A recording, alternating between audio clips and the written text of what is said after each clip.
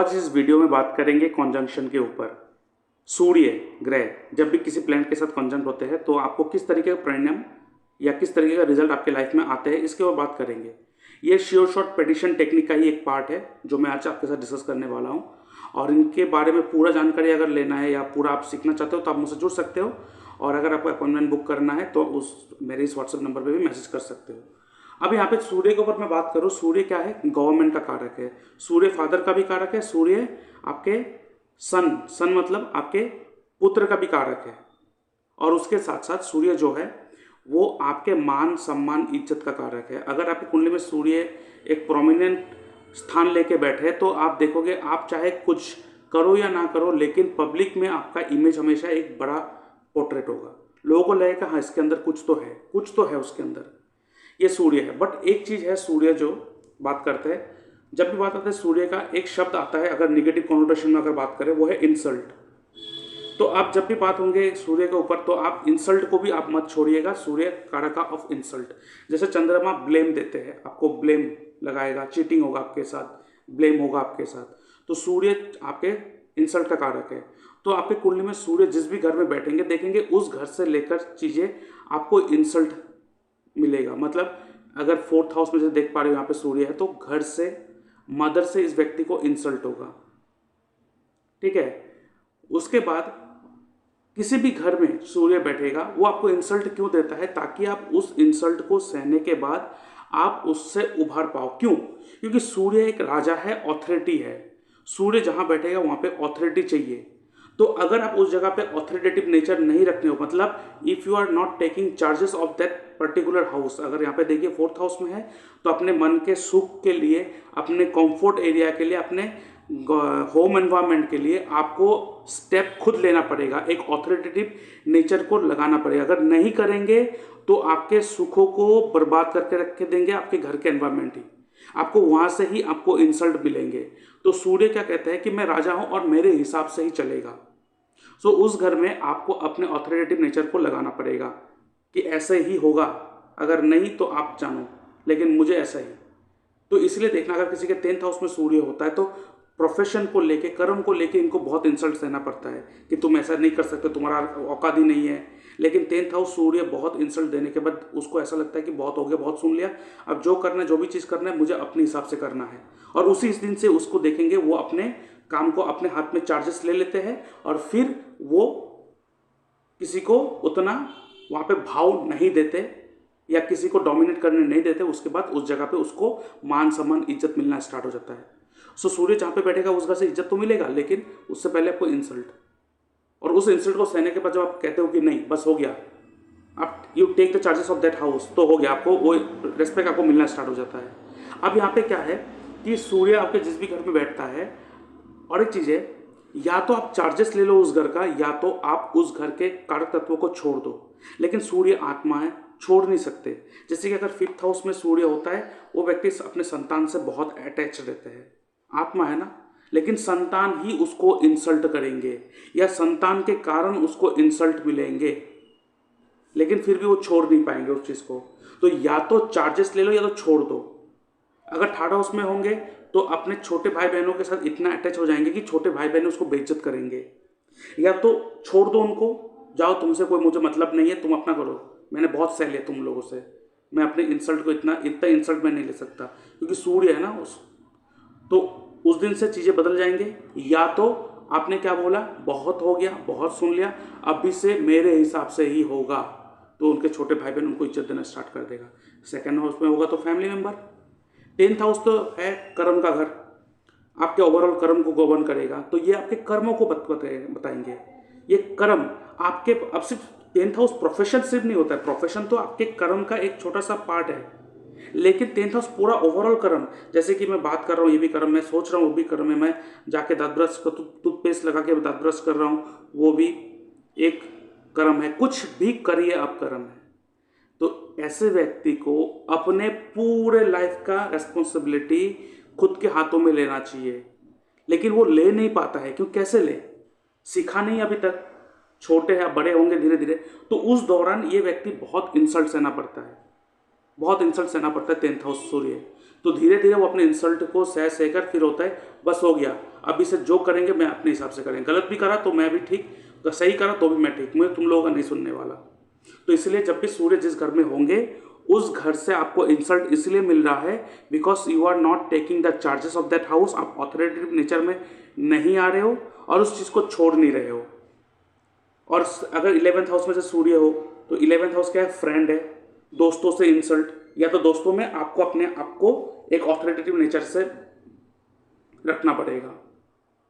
तो इसी तरह से आज कॉन्जंक्शन के ऊपर मैं बात करूं तो अगर आप किसी के कुंडली में देख रहे हो ना कि शनि और सूर्य साथ में है, देखिए अब कहेंगे ये चीज़ नेगेटिव होता है, शनि सूर्य आपस में दुश्मन है, करेक्ट है, बट ये जो कॉन्जंक्शन है ये एक गवर्नमेंट एम्प्लॉय भी बना देते हैं, एक अच्छे गवर्नमेंट ऑफिसर भी बना देते हैं। आपके कुंडली में शनि जिस भी घर में बैठा है, शनि का 3 दृष्टि होता है, 3rd aspect, 7th aspect and 10th aspect. तो अगर शनि का दृष्टि 3rd aspect, 7th aspect, 10th aspect सूर्य के ऊपर आ रहा है तो ये क्लियर कट है कि एक गवर्नमेंट जॉब पा सकते हैं। बाकी बहुत सारी चीज़ें एस्पेक्ट को फॉलो करना होता है, बट आज बेसिक के ऊपर बात कर रहे हैं तो इस चीज़ के ऊपर आप कह सकते हो कि हाँ। और दूसरा चीज़, अगर आप किसी कुंडली में देख रहे हो कि शनि कहीं भी बैठा है और शनि से दूसरे घर में सूर्य है या शनि से 12वें घर में सूर्य है, मतलब शनि के आगे या पीछे, आप लिख के दे दो उनको कि ऐसा व्यक्ति जो है वो अब कोई भी फील्ड में जाएगा और वो टॉप लेवल पर बैठेगा। तो आप कहेंगे ऐसे तो बहुत सारे कुंडली में टॉप लेवल पर नहीं बैठा, हाँ वो बहुत सारे फैक्टर को भी काम करता है। अब बहुत सारे लोग हैं कि वो काम करना नहीं चाहता, वो बैठे रहेंगे, सोते रहेंगे, अपने हाथों में प्लेट आ जाएंगे और मुंह में खाना अपने आप चला जाएंगे, ऐसा तो नहीं होगा। लेकिन ये एक प्लेटफॉर्म बना के देता है। जैसे मैं कहता हूँ 9th हाउस आपका लक तो है, लेकिन लक आपको टॉप मोस्ट पोजिशन में कभी नहीं बिठाता है, लक आपको वो प्लेटफॉर्म में लेके बिठा देगा अचानक। लेकिन उसके बाद आपका कर्म है, जैसे 9th हाउस के बाद 10th हाउस आता है। इसीलिए आप देखो बहुत सारे ऐसे एक्टर हैं जिसके फादर बहुत एक रेपुटेशन रखते हैं लेकिन उनके बच्चे वो नहीं कर पा रहे हैं। बहुत सारे ऐसे क्रिकेटर को देख लीजिए जो अपने बलबूते एक नेम एंड फेम को अचीव किया है, लेकिन उसके जो बच्चे हैं वो नहीं कर पा रहे। लेकिन इसका मतलब ये तो नहीं कि वो बहुत बुरी परिस्थिति में है, वो ऑलरेडी ऐसे घर में जन्म लिया है जो पूर्णतः फाइनेंस के सेक्टर में उनके पास कोई प्रॉब्लम नहीं होगा। वो अगर काम भी ना करे वो सो के खा के लाइफ गुजर लेगा।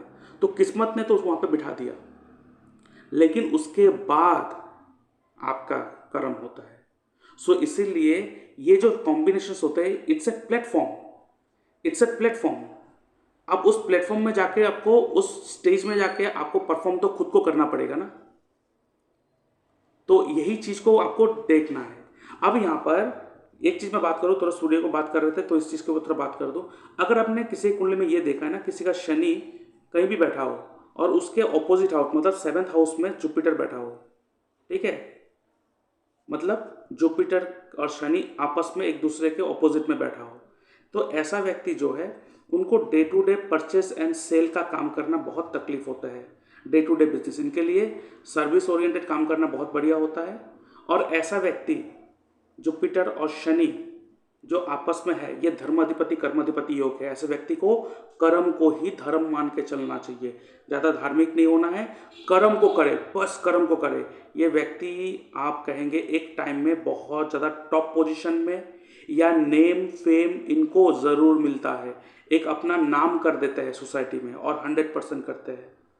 लेकिन बात वही है, घूम फिर कर करना तो पड़ेगा, तो ही पहचानने जाओगे, नहीं तो आपको किस वजह से पहचाना जाएगा, कोई तो कारण होना चाहिए ना, किस वजह से आपको पहचाना जाएगा, ठीक है। तो ये चीज के ऊपर, तो उसी के ऊपर जब बात कर रहे थे सूर्य, अगर किसी के कुंडली में सूर्य और चंद्र मंगल साथ में हो तो आप देखेंगे ऐसा व्यक्ति जो है ना बहुत अच्छे सर्जन बनते हैं, आर्टिस्ट बनते हैं, म्यूजिशियन, स्पोर्ट्समैन, मे एंटर इनटू पॉलिटिक्स ऑल्सो। ये ऐसे व्यक्ति के पास बहुत अच्छे स्किल होते हैं, वो भी हाथ से, हैंड स्किल, इनका हाथ का कला बहुत अच्छे होते हैं, ठीक है। और ये बहुत अच्छे नेम फेम भी अपना बना लेते हैं, क्योंकि राजा और साथ में सेनापति और क्या चाहिए। और इसी की तरह अगर किसी एक कुंडली में आपने देखा है कि चंद्रमा और सूर्य साथ में बैठा है, मून एंड सूर्य is conjunct together, the native will highly intelligent.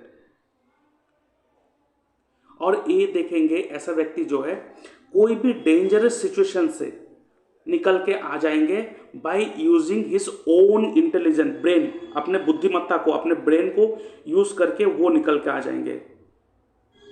ऐसे व्यक्ति को नो डाउट बहुत ट्रबल फेस करना पड़ता है लाइफ में, और अपने ब्रेन के बुद्धिमत्ता को यूज करके वो अपने उस पोजीशन से, उस निगेटिव सिचुएशन से बाहर भी निकल आता है।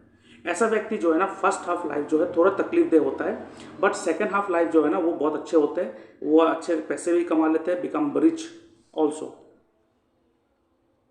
उसके बाद अब सूर्य कौन है, फादर का भी कारक है, साथ में मंगल है। तो अब ये भी देख सकते हो फादर जो है या तो कोई land and property real estate का काम कर रहा होगा, या पुलिस में होगा, आर्मी में होगा, ठीक है। ये देख फायर फाइटर हो सकते हैं ऐसे। इसके साथ साथ अगर आपने किसी कुंडली में देखा कि सूर्य और बुध साथ में बैठा है, ये बुध आदित्य योग है, तो सूर्य और बुध जब बैठा होगा ऐसा व्यक्ति जो है बहुत ज़्यादा इंटेलिजेंट बनते हैं। The person is highly intelligent, very intelligent. इनका बुद्धि बहुत अच्छा होता है, शार्प माइंडेड होता है ऐसा व्यक्ति। ऐसा व्यक्ति जो है इंटरेस्टेड इन स्पिरिचुअल टेक्स्ट जो होते हैं ऐसी चीज़ों में इंटरेस्ट होता है, क्योंकि सूर्य आत्मा है और बुध क्या है, स्पिरिचुअल टेक्स्ट, स्पिरिचुअल किताबें, एस्ट्रोलॉजी, ऐसे चीज़ों में उनको बहुत ज़्यादा रुचि होते हैं। और ऐसे व्यक्ति को अब देखा जाए कि इनको स्किन से रिलेटेड कुछ ना कुछ प्रॉब्लम होंगे, या तो आप देखेंगे ऐसे व्यक्ति को डाइजेस्टिव रिलेटेड प्रॉब्लम होंगे, इनडाइजेशन का प्रॉब्लम होते हैं, ऐसा व्यक्ति को देखा गया है। उसके साथ साथ अगर आपने किसी कुंडली में जुपिटर और सूर्य साथ में देखा है, one of the best combinations आप कह सकते हो, इट्स अ डिवाइन ग्रेस, ये ऊपर वाले के आशीर्वाद है। आप ऐसे व्यक्ति जो है अगर कॉम्बिनेशन लेके बैठा है और बृहस्पति को सही रख रहा है, अपने कर्म को एज ए धर्म मान के कर रहा है, मतलब मुझे अपने राइचुअसनेस को बचा के रखना है, सत्यता पे चलना है, ऐसे व्यक्ति जितने भी बड़े विपत्ति क्यों ना आए वो निकल के आ जाएंगे।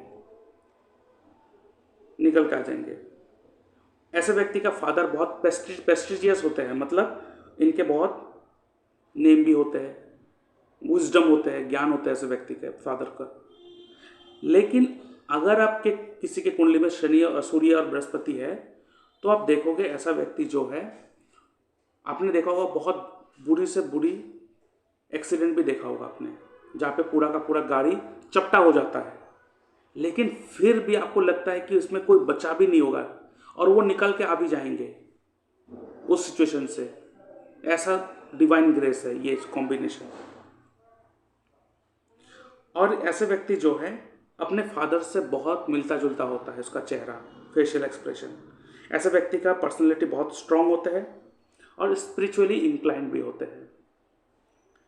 उसके साथ साथ अगर आपने किसी कुंडली में सूर्य के साथ शुक्र को देखा है, ये एक नेगेटिव होते हैं, ठीक है। ऐसे जो होता है कभी कभार चाइल्ड बर्थ में प्रॉब्लम क्रिएट करके देते हैं। अगर लड़के के चार्ट में है तो उनके स्पर्म काउंट को कम कर देते हैं, अगर लड़की के चार्ट में ये कॉम्बिनेशन है तो उसके एक जो होते हैं जिससे बच्चे पैदा होते हैं, वो एक का जो क्वालिटी है वो बहुत ज़्यादा गिर जाते हैं, ठीक है। लेकिन ऐसा व्यक्ति को क्योंकि शुक्र मैरिज का भी कारक है, मैरिज के बाद उसको नेम एंड फेम, इज्जत मिलता है ऐसे व्यक्ति को, आप देख सकते हो। ऐसे व्यक्ति देखेंगे बहुत फास्ट कमाएंगे पैसे, आप देखेंगे उसके पास पैसा भर भर के आता है, बहुत जल्दी आता है, लेकिन वैसा जल्दी खर्चा भी कर देते हैं, मतलब fast income and fast expenditure. ऐसे व्यक्ति को पैसे को सेव करने में बहुत ज़्यादा प्रॉब्लम होते हैं। ऐसा व्यक्ति का जो बॉडी होते हैं वो बहुत डेलिकेट होते हैं। ऐसे व्यक्ति के पास हाई एंड व्हीकल, और ऐसे व्यक्ति जो है ना हिस्टोरिकल साइट या नदी के आसपास घूमना इनको बहुत पसंद है। और शनि के साथ अगर सूर्य हो तो वो तो मैंने बताया ही है कि अच्छे खासे सैलरी मिलना, लेकिन ऐसे व्यक्ति बहुत स्लो हो जाते हैं, बहुत लेज़ी हो जाते हैं। और इसके साथ सूर्य के साथ अगर राहु हो तो आप देखेंगे फादर को प्रॉब्लम रहते हैं। फादर जो होता है ना वो डे ड्रीमर बन जाता है। बोलते हैं ना, क्या आप खुले आंखों से सपने देख रहे हो, क्या सुबह सपने देख रहे हो, कुछ भी देखते रहते हैं। गैस्ट्रिक इशू होता है नेटिव को, उस व्यक्ति को। लेकिन ऐसे व्यक्ति को ऐसे काम में बहुत अच्छा चलता है जहाँ पे क्रिएटिविटी हो। क्रिएटिव एंगल को अगर ऐड करे, गैजेट को ऐड करे अपने लाइफ में, टेक्नोलॉजी को ऐड करे तो बहुत अच्छे करते हैं। और सूर्य और केतु अगर साथ में हो तो आप देखेंगे कि ऐसे व्यक्ति का जो फादर होता है थोड़ा बहुत स्पिरिचुअली इंक्लाइंड होता है, ऑकल्ट से जुड़ा हुआ होता है। ऐसे व्यक्ति के लाइफ में कुछ ना कुछ डिफिकल्टी, कुछ ना कुछ प्रॉब्लम फादर को भी होते हैं, बच्चों को भी होते हैं। एलर्जी रिलेटेड प्रॉब्लम हो सकता है। ऐसे व्यक्ति को फायर, शार्प ऑब्जेक्ट से थोड़ा बचा के रहना है अपने आप को। आग और शार्प ऑब्जेक्ट से बचा के रखना होता है अपने आप को, ठीक है। और उसके साथ साथ आप देखेंगे जिस व्यक्ति को सूर्य केतु लेके जन्म लेते हैं, ऐसा व्यक्ति जन्म लेते ही विदिन ए ईयर ये एक बड़े डेंजर को फेस करते हैं जन्म लेते ही। मतलब जीने मरने का सवाल आ जाता है उस बच्चे को लेकर, कुछ ना कुछ एक डेंजरस चीज़ों को फेस करना पड़ता है। बट क्योंकि केतु एक स्पिरिचुअली इंक्लाइंड होता है, वो देखेंगे ऐसा व्यक्ति जो है वो सोलली बहुत स्पिरिचुअली इंक्लाइंड होंगे। सेटिस्फेक्शन की कमी होगा, क्योंकि केतु क्या है, मेटलिस्टिक चीज़ों में सेटिस्फेक्शन नहीं देते हैं। तो ऐसे व्यक्ति का फादर भी जो है वो बहुत ज़्यादा अनसेटिस्फाइड रहेंगे, rather having lots of position in his life. और आगे बढ़ने से पहले मैं अपने व्यूअर्स को कहना चाहता हूँ, अगर आप अपना बर्थ चार्ट एनालिसिस करवाना चाहते हो तो आप मेरे इस व्हाट्सएप नंबर पे अपना date of birth, time of birth, आपका प्लेस, आपका नेम एंड जेंडर लिख के भेज सकते हो। और कोई भी 3 सवाल लिख के भेज सकते हो जिसके ऊपर मैं वीडियो बनाकर यूट्यूब में अपलोड कर दूंगा और उसका लिंक आपके साथ शेयर कर दूंगा, जिसके लिए मैं चार्ज करता हूँ 399 रुपीज़ ओनली। और आपको ये वीडियो एनालिसिस 6 से 7 दिन के अंदर मिल जाएगा। और अगर आपको मुझसे फ़ोन कॉल में बात करना है तो आप फ़ोन कॉल कंसल्टेशन बुक कर सकते हो, जिसके लिए मैं चार्ज करता हूँ 640 रुपीज़ ओनली, जिसका अपॉइंटमेंट आपको 2 दिन के अंदर मिल जाएगा। और इस पेमेंट आप मेरे इस यूपीआई नंबर पे कर सकते हो, उसका स्क्रीनशॉट भेजोगे, उसके बाद आपको स्लॉट प्रोवाइड कर दिया जाएगा। बट अगर आपको जो भी बातचीत करना है, अगर वो आपको जूम पर लाइव कंसल्टेशन करना है जहाँ पे आपसे जो बातचीत होगा रिकॉर्डिंग होगा और वो रिकॉर्डेड आपको पूरा प्रोवाइड करा जाएगा, तो जूम लाइव कंसल्टेशन भी बुक कर सकते हो, जिसके लिए मैं चार्ज करता हूँ 1200 रुपीज़ ओनली। और इसके साथ साथ अगर आप सेम डे कंसल्टेशन बुक करना चाहते हो, वो भी 6 बजे से पहले आपको बुक करना पड़ेगा। सेम डे कंसल्टेशन बुक करने के लिए जो मैं फीस चार्ज करता हूँ वो है 1600 रुपीज़ ओनली। आप मेरे इस यूपीआई नंबर पे पेमेंट करोगे, उसका स्क्रीनशॉट भेजोगे, उसके बाद आपको उसी दिन का ही स्लॉट प्रोवाइड कर दिया जाएगा सेम डे कंसल्टेशन बुक करना है तो। और अगर आपको घर के वास्तु ठीक करवाना है, वास्तु चेक करवाना है, वो भी आपके कुंडली के माध्यम से, एस्ट्रो वास्तु के माध्यम से, तो उसका भी अपॉइंटमेंट बुक कर सकते हो। और उसके साथ साथ अगर आपके date of birth, time of birth correct नहीं है तो आप बर्थ टाइम रेक्टिफिकेशन करवा सकते हो, जिसके लिए मैं चार्ज करता हूँ 2100 रुपीज़ ओनली। और इसके साथ साथ अगर आप एस्ट्रोलॉजी में इंटरेस्ट रखते हो, आपको एस्ट्रोलॉजी सीखना है, तो ऑलरेडी प्री रिकॉर्डेड वीडियो आप ले सकते हो। और कौन से कोर्स में देता हूँ ये आप मेरे इस वेबसाइट में जाके देख सकते हो, dynamicastroandvastuScience.com। इसका जो लिंक है मैंने डिस्क्रिप्शन बॉक्स में और कमेंट बॉक्स में देके रखा है, और देख सकते हो कौन से कोर्स में यहाँ पे देते हूँ। Unlock the hidden power, tattoo activation technique, mantra healing house technique and marriage match making, उसके बाद gemstone selection technique, KP astrology, और उसके बाद रतन कोटियम राजू पद्धति, और उसके साथ साथ एस्ट्रो वास्तु हिट थ्योरी, जहाँ पे वास्तु के साथ साथ एस्ट्रो वास्तु सिखाया जाएगा, जहाँ पे हिट थ्योरी के ऊपर डिस्कशन होगा, positive hit and negative hit. उसके बाद बेसिक टू एडवांस कोर्स आप ये भी ले सकते हो। और उसके साथ साथ अगर आप पराशरी एस्ट्रोलॉजी भी सीखना चाहते हो तो पराशरी एस्ट्रोलॉजी भी सीख सकते हो, जिसका कोर्स कंटेंट यहाँ पे देकर रखा आप देख सकते हो। और इसके साथ अगर आप श्योर शॉट प्रेडिक्शन टेक्निक सीखना चाहते हो, जहाँ पर मोर देन 1000 टेक्निक दे के रखा है, और ये श्योर शॉट अगर आप किसी कुंडली देखेंगे और आप बोलते जाएंगे और वो कभी ना नहीं बोल पाएंगे, तो आप ये श्योर शॉट प्रेडिक्शन टेक्निक अगर सीखना चाहते हो तो आप मेरे इस व्हाट्सएप नंबर पे आप कांटेक्ट कर सकते हो। और ये सारा का सारा प्री रिकॉर्डेड वीडियो है जो आपको प्रोवाइड करा जाएगा। और लाइव क्लासेस अभी फिलहाल नहीं हो रहा है, तो ये सारा का सारा प्री रिकॉर्डेड वीडियो है। बट हाँ, आपको वीकेंड में एक लाइव सेशन होगा जूम पर, जहाँ पे सारा का सारा आपके टॉपिक के ऊपर डिस्कशन होगा, उसमें आप ऐड हो सकते हो। और कोर्स लेने के बाद आपको एक व्हाट्सएप ग्रुप में ऐड कर दिया जाएगा, जहाँ पे डेली डिस्कशन भी होता है।